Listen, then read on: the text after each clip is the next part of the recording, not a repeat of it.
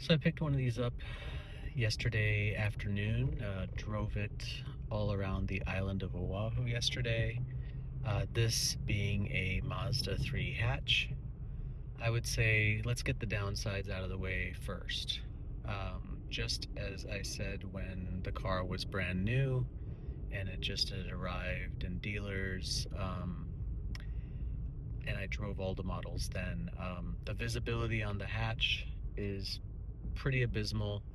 Um, you do bump your head getting in and out quite a bit, and the 18-inch wheels are needlessly large and I think malign the car more than they help.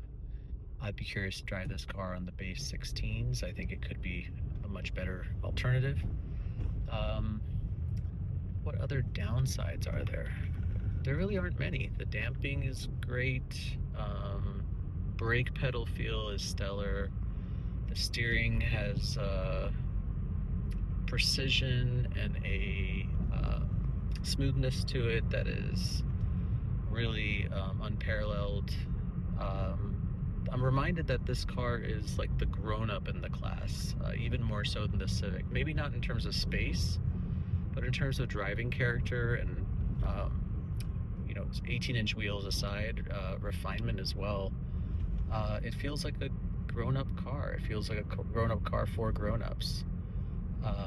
The Civic still has some of that rough around the edges feel of a more youthful car. This feels like a W201 Mercedes or a W124 Mercedes, kind of. Again, just mature. And I think this is a mature product from a mature company that is trying to mature even further. So if you don't mind the space constraints of the car and the packaging constraints of the Kodo design, the visibility, the rear seat space, things like that, it's a really hard car to pass up. And I will say one more thing. This automatic transmission reminds you of why gears can be good.